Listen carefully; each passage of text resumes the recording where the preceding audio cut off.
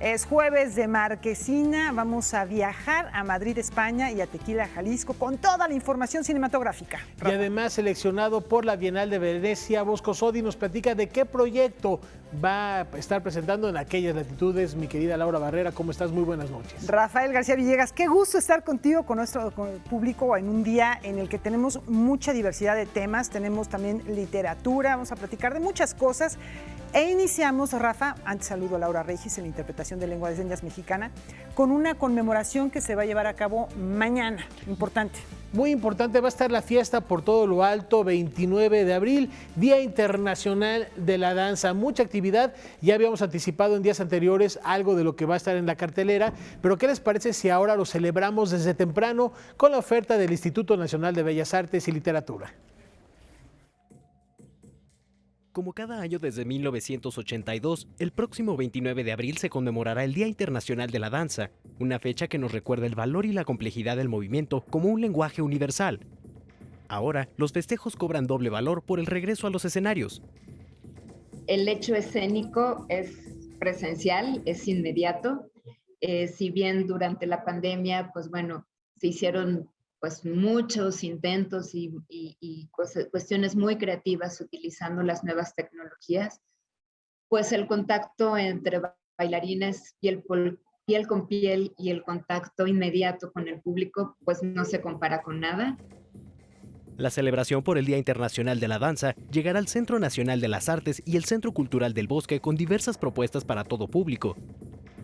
La programación comenzará a partir de las 11 de la mañana en el Teatro de las Artes del CENART, con la participación de la Escuela Nacional de Danza Clásica y Contemporánea.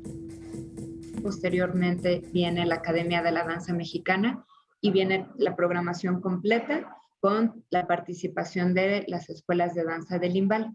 Al mismo tiempo, a las 10 de la mañana arrancamos en el Teatro de la Danza.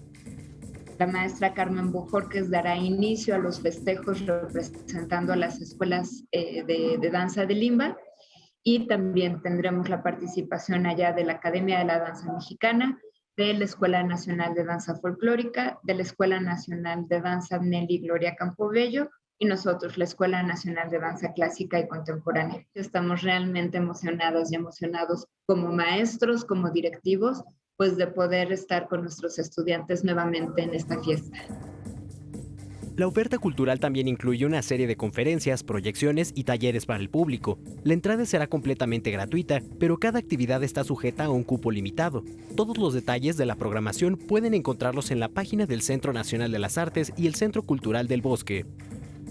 Es un maratón dancístico para toda la familia y es una excelente oportunidad para, pues bueno, después de 2 años de confinamiento, pues volver a los teatros, y quien nunca haya visto estos festejos, pues también es una excelente oportunidad para acercarse a la danza. Para Noticias 22, Rodrigo Peredo. Bueno, ya vimos que hay una gran diversidad de propuestas y justamente Danza UNAM se suma a los festejos con 10 horas continuas de baile en el Centro Cultural Universitario. Este sábado 30 de abril, más de 115 agrupaciones y solistas celebrarán el Día Internacional de la Danza en el Centro Cultural Universitario de la máxima casa de estudios. Inspirados por la potencia del reencuentro, cada participante mostrará sus emociones, su destreza, además de las múltiples posibilidades del movimiento corporal. Es un momento especialmente emotivo para nosotros aquí en Danza UNAM y en la UNAM, porque venimos de 2 años de confinamiento y para quienes amamos la danza y para quienes somos profesionales de la danza, han sido 2 años complicados. Por eso nombramos esta celebración la potencia del reencuentro, porque sentimos justamente que esta necesidad de encuentro, de abrazo, de baile en colectivo es imperiosa.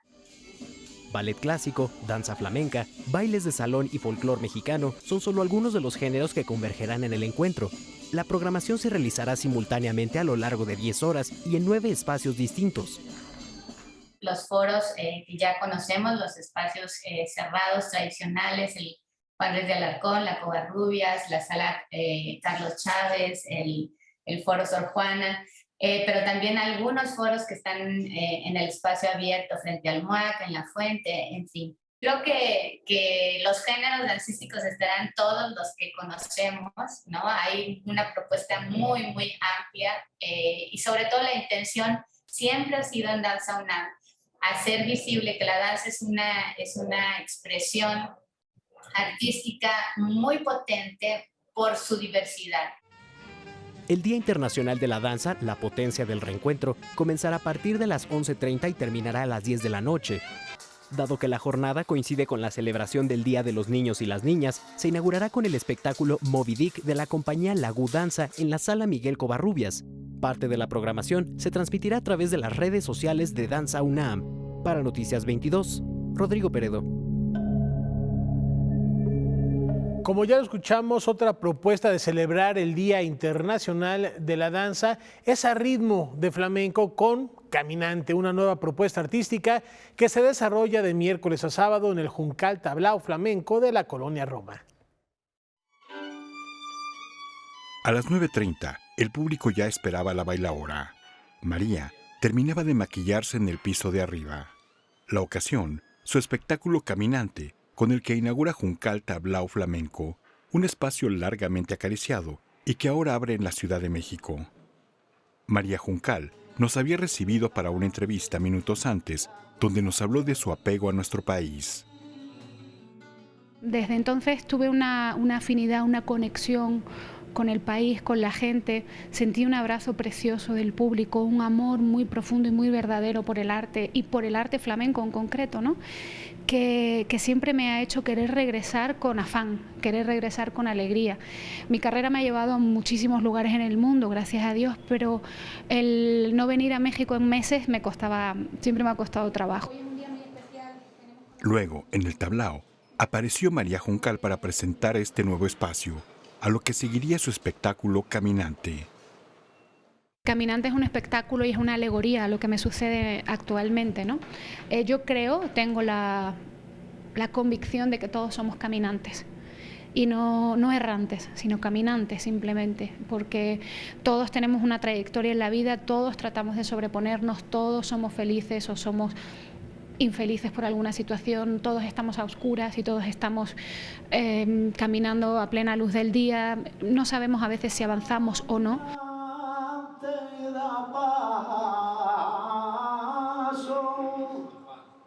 Las voces de los cantaores Cristina Soler y Juan Triviño fueron el preámbulo para la ejecución de María Juncal.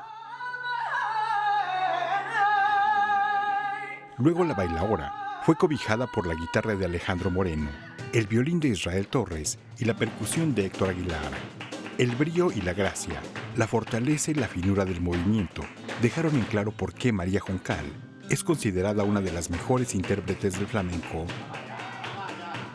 Un motor esencial que no solamente activa el movimiento, no solamente es motor de movimiento, no, es que ilumina, es que te hace vibrar, te hace sentir, te hace cambiar, transforma, el arte transforma todo el tiempo. Entonces, por eso yo invito mucho a la gente a que conecte con el arte. No tenemos que ser conocedores, tenemos que ser unos espectadores. A momentos el público gritaba «Olé María» o «Vamos chiquilla» y seguía degustando los platillos de la chef Linda Cherén o los sorbos del vino que María Juncal presentó y que lleva su apellido. Y así nace un espacio dedicado al flamenco, de la mano de una de sus más connotadas representantes, María Juncal, quien con su arte sedujo al público anoche con la vitalidad del flamenco. Noticias 22, Víctor Gaspar.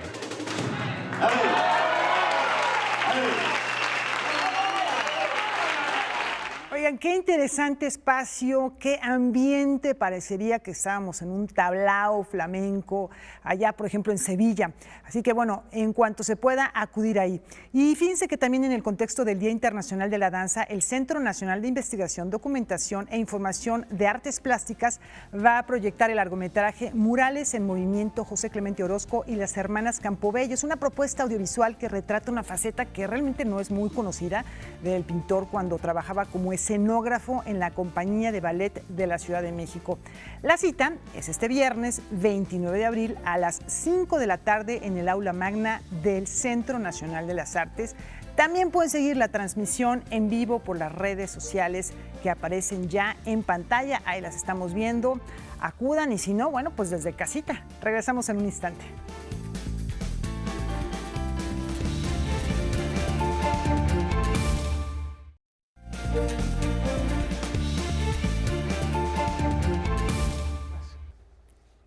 Bueno, les decíamos que tenemos toda la información de cine y para ello tenemos un par de viajes que hacer, Rafa. El primero lo hacemos a Madrid, España. Allá está Julio López con la Marquesina Internacional. Adelante, Julio, ¿cómo estás?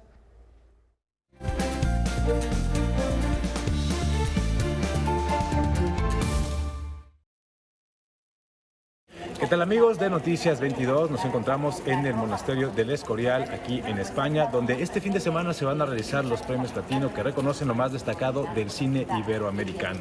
Pero bueno, ya es jueves de cine mexicano en Canal 22 y esta semana esta televisora presenta Asfixia de la directora Kenia Márquez, con quien tuve la oportunidad de platicar. Quería que fuera como muy contundente, o sea, quería, Julio, que de una u otra forma no hubiera duda que ese tema se iba a tocar, y por eso decidí que fuera una actriz o un personaje albino. Eso para mí fue determinante porque quería como plantear la discriminación en todos los sentidos. El problema es que esto es solo una carta de buena conducta, señorita, y eso no es suficiente. Sobre todo viniendo de donde usted viene. En una segunda lectura, la película también funciona como una especie de espejo que refleja una situación muy similar por la que atraviesan dos mujeres físicamente muy diferentes. Ambas, cegadas por un amor idealizado, realizan actos terribles. La novia más hermosa que he visto, se lo digo de corazón. Nos educan a la mujer con el amor romántico, con el vestido blanco, con el casarse, con el tener hijos y con el que eso va a ser lo que nos va a permitir realizarnos como mujer. Si no entras como en ese lugar, pues ya no te realizas, no eres buena mujer, no eres... Y esta educación está ahora todavía. Ahora sí no la cuentas, Alma. Asfixia obtuvo 7 nominaciones a los premios Ariel y ganó 2 estatuillas. Mejor coactuación masculina, que obtuvo Raúl Briones, y mejor coactuación femenina para Mónica del Carmen. ¿Por qué me mentiste? Por mi madrecita santa. Lo hice por tu bien. Yo solo me quiero casar. Me parecía que era como vital que la película pudiera tener siempre esta posibilidad de verse y de verse desde una plataforma como es el Canal 22. Asfixia pasará por la pantalla de Canal 22 este jueves 28 de abril a las 22:30 horas. Igualito que el de la revista. Igualito, me cae mal. No te sacas la pinche boda de la cabeza, ¿verdad? Las cosas las necesitaba para... Bueno, pues ahí lo tienen, pero además México tendrá presencia en el Festival Internacional de Cine de Tribeca con la película Huesera de la directora Michelle Garza. Vamos a verlo. Huesera es la ópera prima de la directora Michelle Garza Cervera, un filme que tendrá su premier mundial en el Festival de Tribeca. La Huesera es una película que habla acerca de Valeria, que es una mujer que está en el momento de la vida que quiere ser mamá, pero en el momento que se confirma el embarazo, una entidad que resulta una maldición en su vida, llamada la Huesera, empieza a afectarla, ¿no? En todos los sentidos. Entonces, la película aborda todo el proceso que Valeria atraviesa para deshacerse de este mal, ¿no? Es una película híbrida que su base, el centro, está en el drama familiar, pero que utiliza muchos elementos del cine de horror para hablar del conflicto interno, ¿no?, que está atravesando el personaje. Huesera marca el debut cinematográfico de Natalia Solián y la acompañan Mayra Batalla, Mercedes Hernández, Alfonso Dosal y Marta Claudia Moreno. La película se presenta dentro de la sección Midnight en el Festival de Tribeca el 9, 10 y 18 de junio.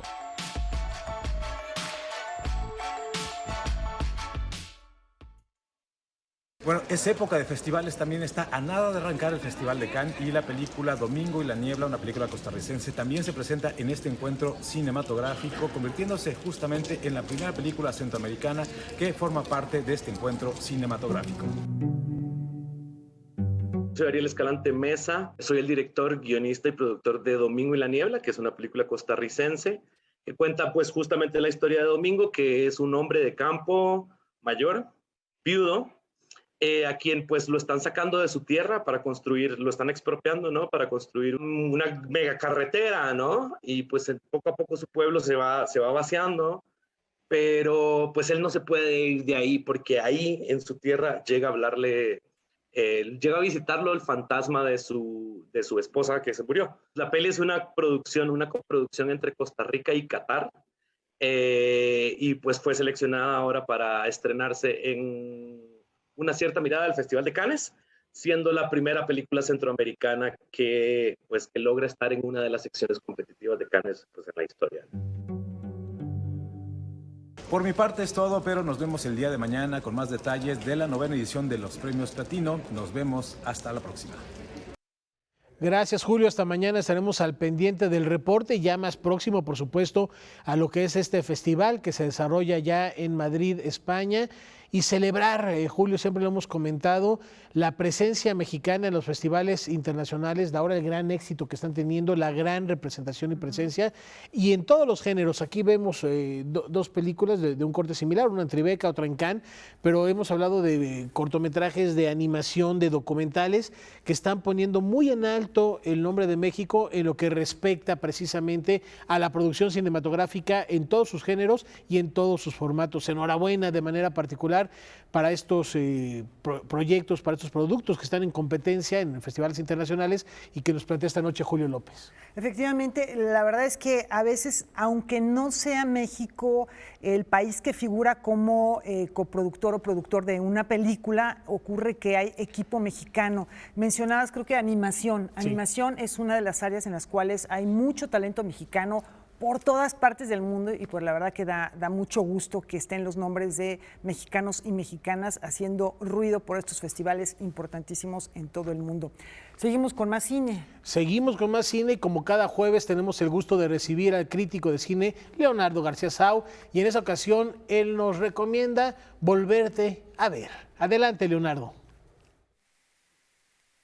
Hola, ¿qué tal? ¿Cómo están? En esta ocasión les voy a recomendar un documental titulado Volverte a ver, de Carolina Corral Paredes, que trata un tema que otras películas han hecho recientemente, como Sin Señas Particulares de Fernanda Valadez en la ficción y Te nombré en el silencio de José María Espinosa de los Monteros en el documental, que es la desaparición de miles de personas cada año en nuestro país, un tema urgente y trágico por desgracia, que estas películas documentan de una manera muy puntual y muy persuasiva. Volverte a ver trata un caso específico ocurrido en el estado de Morelos, cuando en 2016 la Fiscalía Mexicana reconoció haber enterrado a un centenar de cadáveres producto de los asesinatos de los narcos. Entonces la película procede a averiguar por qué fue esto, por qué el Estado intervino y por qué y cuántos más sitios, cuántas más fosas hay con restos humanos. El enfoque es sobre los familiares, sobre todo las madres de familia, que tratan de encontrar los restos de sus seres queridos y también de averiguar qué pasó. Hay una secuencia que es memorable en donde las madres increpan a una funcionaria que trata de dar una explicación sin convencer a nadie. Es una secuencia que habla volúmenes sobre este problema que nos aqueja. No se la pierdan, es un documental fuerte pero muy necesario. Se trata de Volverte a ver y se exhibe este próximo sábado 30 de abril a las 22:30 de la noche aquí por Canal 22. Hasta la próxima. Bueno, pues ahí está la recomendación de Leonardo García Sau, que no hay que perderse. Y también les tenemos otra, como todos los días a las 9 de la noche, tenemos Debate 22. Esta noche Jacaranda Correa va a recibir a la diputada federal Salma Luébano y a la escritora Hazel Gloria Davenport para platicar acerca de la polémica entre Gabriel Cuadri y la comunidad trans. Está bueno el asunto, no se lo pierdan al terminar este espacio informativo. Ahí está. Regresamos en un momentito.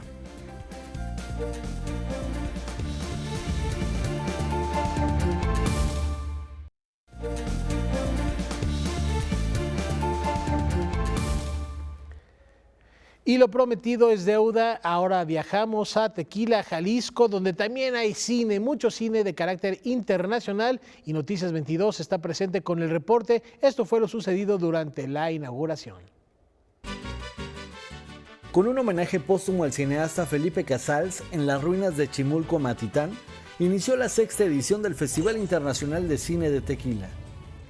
El Festival de Cine de Tequila es un espacio para la formación y el desarrollo del talento cinematográfico en esta zona Valles de Jalisco, reconocida mundialmente por la bebida tan emblemática del tequila, donde no hay una sola sala de cine, donde no enseñan cine. Entonces vimos un área de oportunidad muy interesante y empezar a traer a los profesionistas, a los empresarios del cine, a gente que está haciendo sus películas y poderlos proyectar enmarcados por el paisaje agavero, por las antiguas haciendas tequileras que son patrimonio cultural de la humanidad. Por 4 días en estos paisajes agaveros se graban cortometrajes, se imparten talleres, se desarrollan conversatorios y se convierten en salas de proyección de más de 100 títulos. Pues tenemos a María Rojo con nosotros, tenemos un conversatorio, Juan Antonio de la Riva, tenemos el rally de cortometrajes que va a estar sobre las obras, 4 obras seleccionadas de Juan Antonio de la Riva. Pues van a venir 4 equipos de cineastas a grabar en este paisaje agavero un cortometraje con actores de Jalisco, que también los ayudamos, con actores locales. Es un encuentro que impulsa el turismo y el talento cinematográfico local. El festival por sí mismo da otros más motivos para que gente se interese, aficionada al cine, y para que exploren lo que es tequila más allá de la bebida. Noticias 22, Óscar Cortés.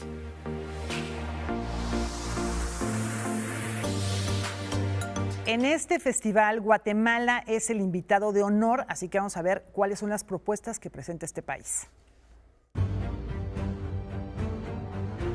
Con un programa dedicado al medio ambiente, Guatemala, el invitado de honor en el Festival Internacional de Cine de Tequila, participará con la exhibición de obras ganadoras en el Festival Ícaro. Traemos del festival a los cortos ganadores de la edición pasada. Tenemos 3 películas, 2 largometrajes, dos ficción y un documental que vienen como una retrospectiva de cine guatemalteco. Donde nace el sol de Elías Jiménez, El búfalo volador y la nominada a los Globos de Oro, La Llorona de Jairo Bustamante, son trabajos cinematográficos que muestran las consecuencias del cambio climático, la importancia del cuidado del medio ambiente, así como los conflictos sociales que ha desatado la defensa de la biodiversidad. Por ejemplo, ahora se está luchando con las zonas mineras, con la tala de árboles y con también los ríos que están desapareciendo en Guatemala, y que esto sigue siendo una lucha constante, un conflicto, y que solo a una minoría está favoreciendo y al resto del pueblo está dejando realmente en una escasez tremenda, y por eso es que tenemos también desnutrición en niños y tenemos tantas problemáticas alrededor de nuestro país que al final de cuentas esto engloba todo lo que ha venido desde el año 80 y 90 que sucedió este conflicto. En Guatemala surgen movimientos, sobre todo desde los pueblos indígenas, que ahora velan por el hecho de cuidar la naturaleza y de hacer parte de su narrativa, el hecho de que la cuidemos, hacer parte de nuestra historia personal como seres humanos y como los valores familiares y humanos, el respeto hacia la madre tierra. Entonces por ahí está surgiendo ahora este movimiento, lastimosamente después de darnos cuenta de la catástrofe que hemos hecho y no antes, pero por ahí podemos hacer todavía muchas demás cosas.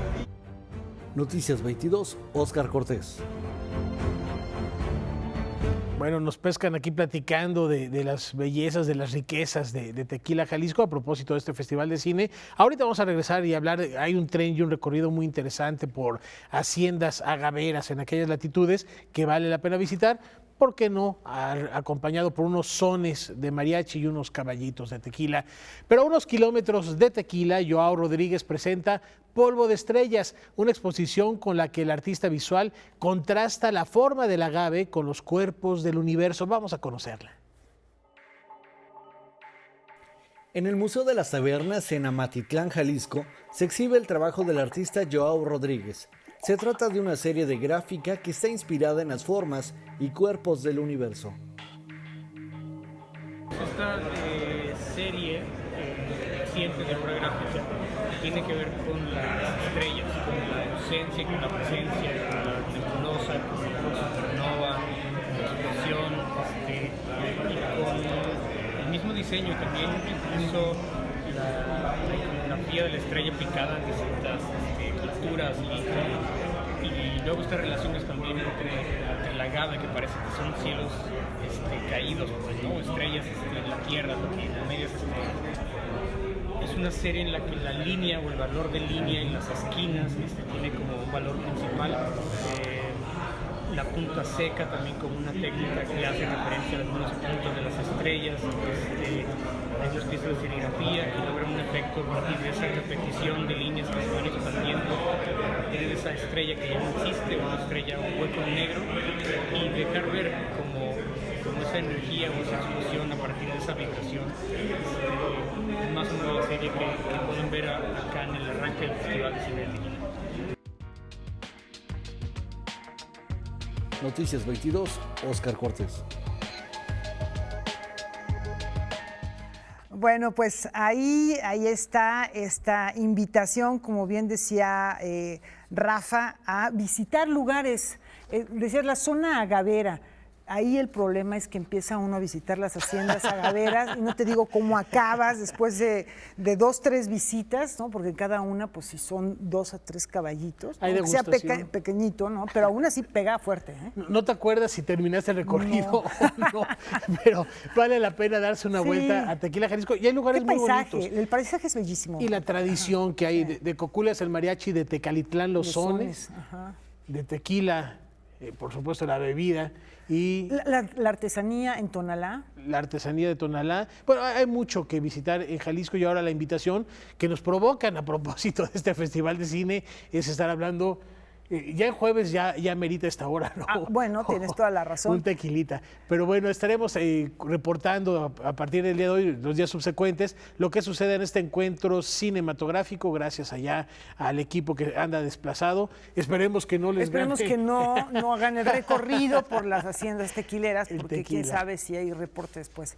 Bueno, pues fíjense que les tenemos una invitación que el próximo 30 de abril no se pierdan el estreno de Exploración Los Pinos. Es una serie de ficción histórica y de realidad indiscutible que se va a transmitir todos los sábados a las 11:30 de la mañana por la señal 1060 AM y 96.5 FM Cultura Sonora y Cuculcán de Radio Educación.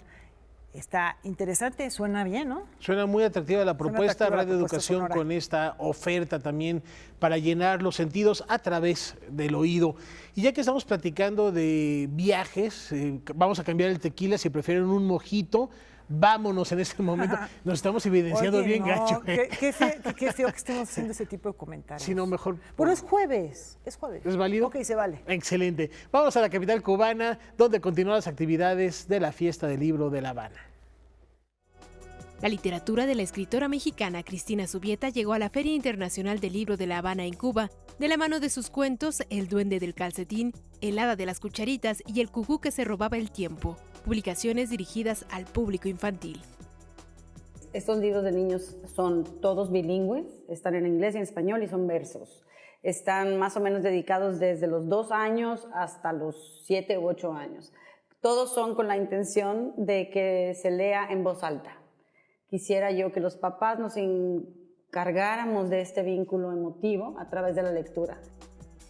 La autora agradeció la oportunidad de compartir sentimientos, experiencias y la lengua española con el público cubano, como también lo hizo la poeta y narradora mexicana Elisa Ramírez Castañeda, quien presentó en esta feria su libro Mitos y Cuentos Indígenas, escrito en 12 variantes lingüísticas nacionales y que consta de 2 tomos.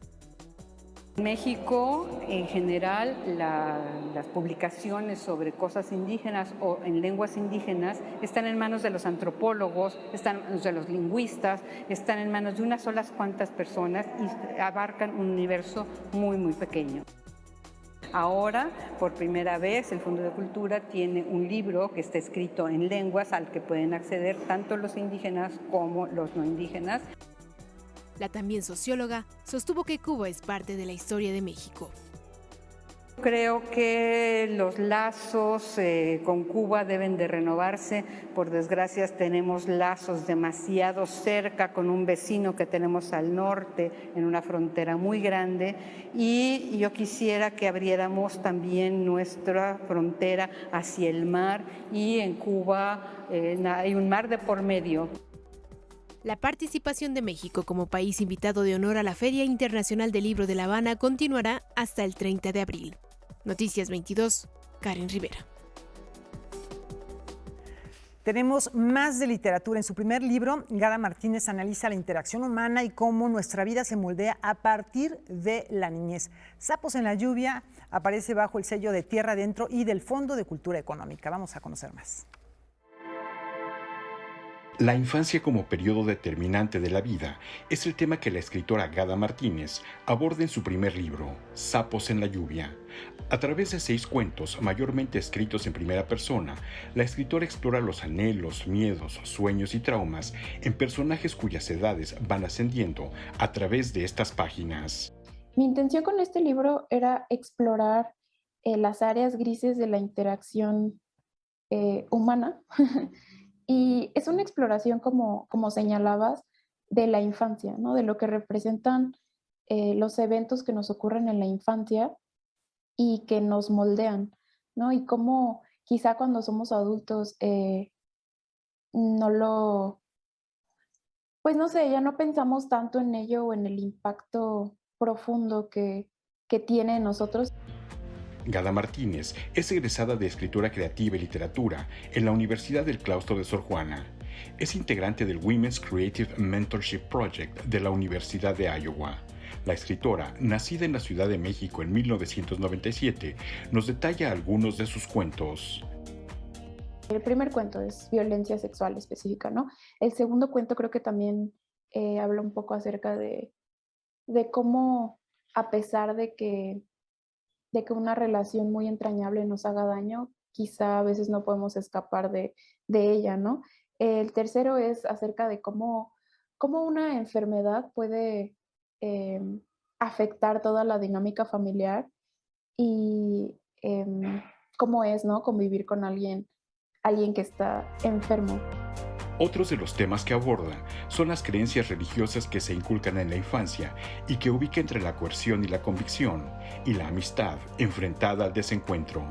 La autora señala que al momento de escribir Sapos en la lluvia, leía literatura breve mexicana de escritoras como Amparo Dávila y Guadalupe Dueñas, y de plumas contemporáneas como María Fernanda Ampuero y Mónica Ojeda, las cuales la influyeron. Es realmente en nuestros años más tempranos, cuando somos más maleables, más influenciables, más vulnerables, que se gestan muchísimas de las cosas que vamos a hacer cuando seamos grandes. Y no necesariamente únicamente violencia, ¿no?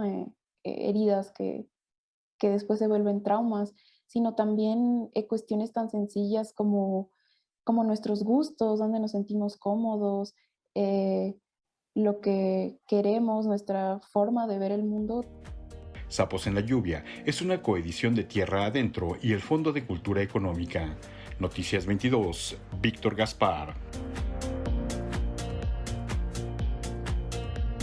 Como todos los jueves, antes de irnos a corte, les recordamos que el próximo lunes Pedro Cominic presentará una nueva emisión de Catarsis 22. Los invitamos a continuación a descubrir quién será su invitado especial la próxima semana.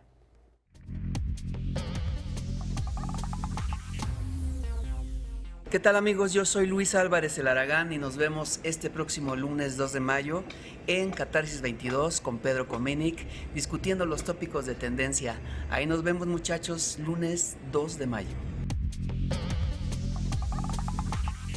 Y no olviden que ustedes pueden participar, pueden votar en la encuesta que aparece en el perfil de Twitter de Canal 22. Pedro Comenic y Luis Álvarez, como ya vieron, van a hablar en vivo sobre la tendencia que más votos reciba, así que de inmediato tomen su teléfono, su computadora y empiecen a votar de qué quieren que platiquen completamente en vivo. Bueno, pues ahí yo voy a mandar ahorita mi propuesta en lo que nos vamos a la pausa. Volvemos.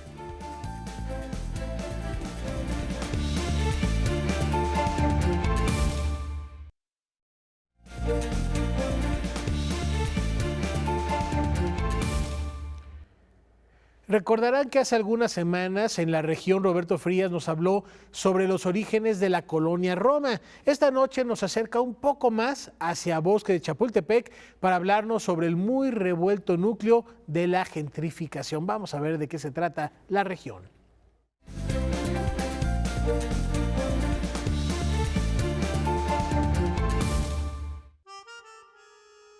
En un principio era la hacienda de Santa María del Arenal, hasta que en 1704 fue adquirida por la familia de María Magdalena Catarina Dávalos de Bracamonte y Orozco, condesa de Miravalle. A comienzos del siglo XX se fraccionó una parte localizada entre la colonia Roma, el antiguo casco de la hacienda, que hoy es la Embajada Rusa, y el acueducto de Chapultepec. Más tarde, el Jockey Club de México, que tenía su sede en la actual Casa del Lago, construyó un hipódromo que operó hasta la década de los años 20. Al término de la Revolución Mexicana, se fraccionaron los terrenos del hipódromo para construir casas.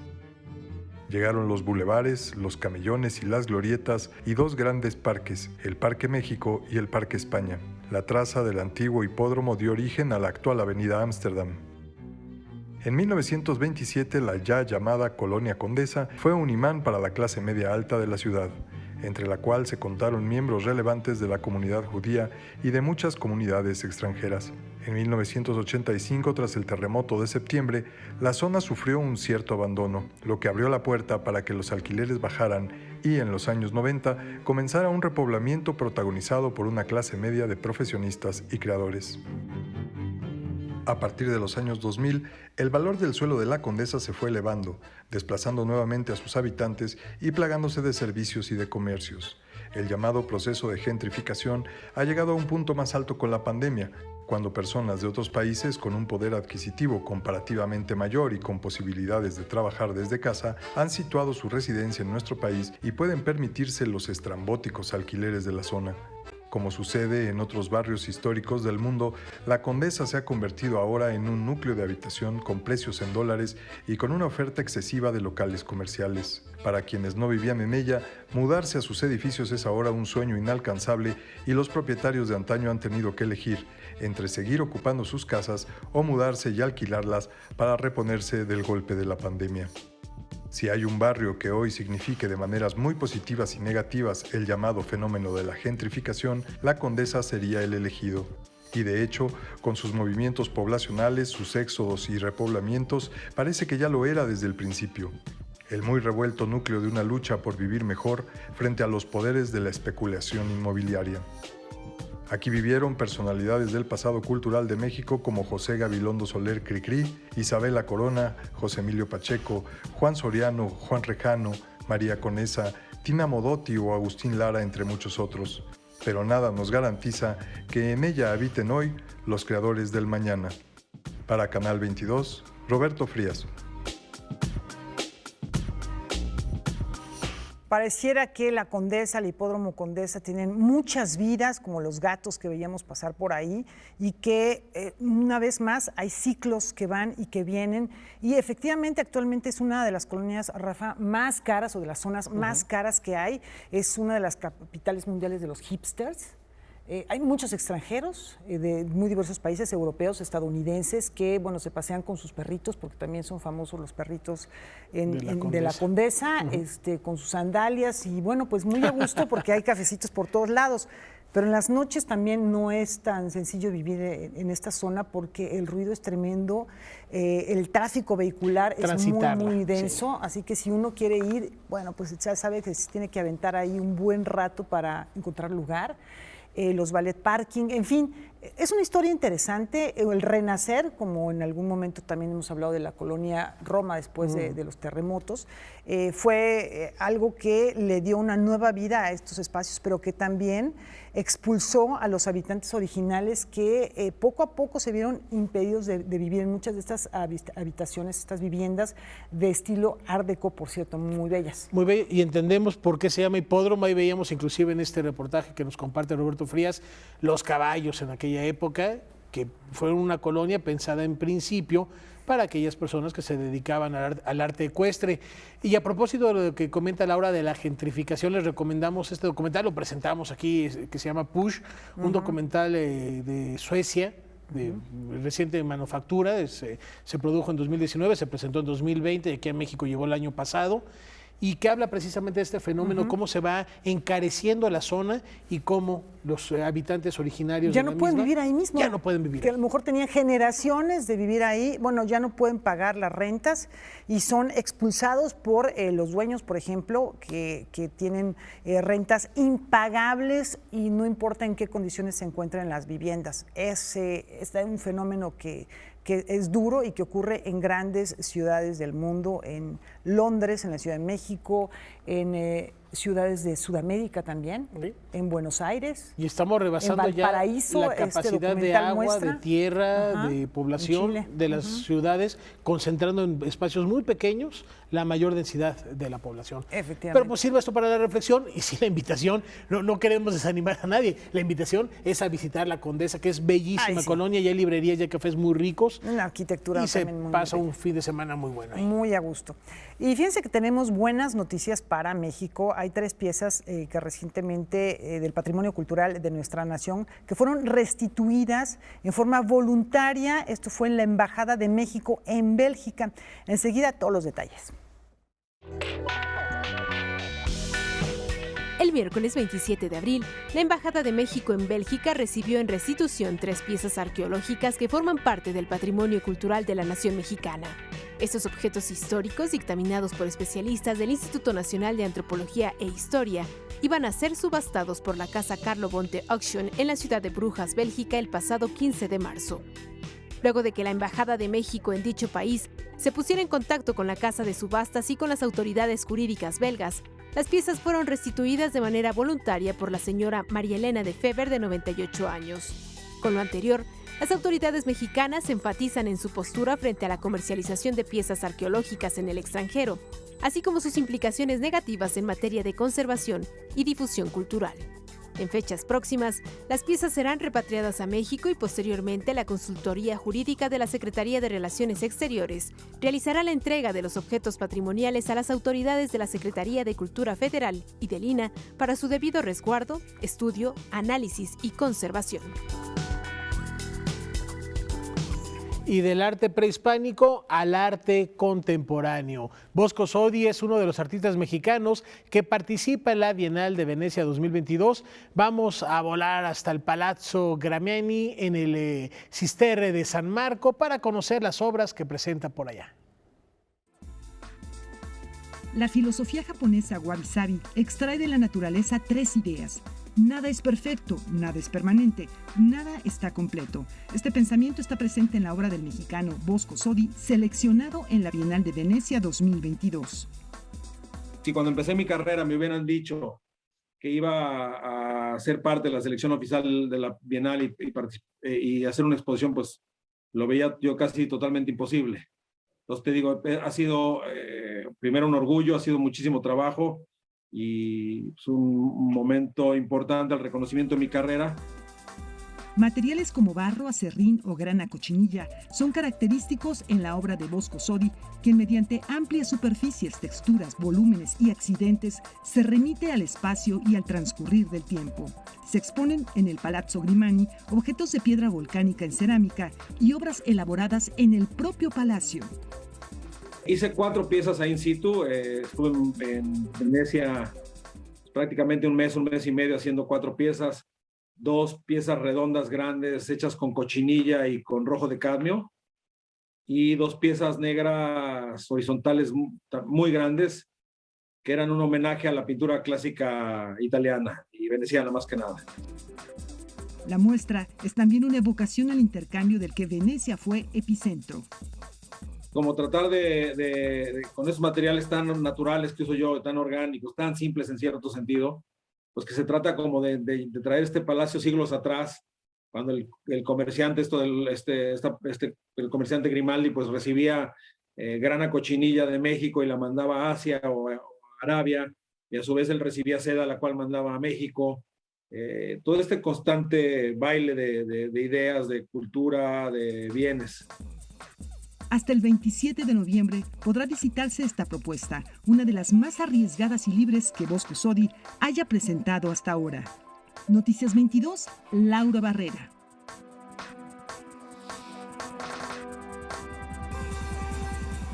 Otra razón para ir a Venecia a darse una vuelta. Todavía quedan varios meses para poder ir, Rafa. Pues, vamos ahorrando. De aquí a noviembre sí nos alcanza para ahorrar, ¿no? Entre Venecia y Valencia, de la que hablábamos también ayer, miércoles.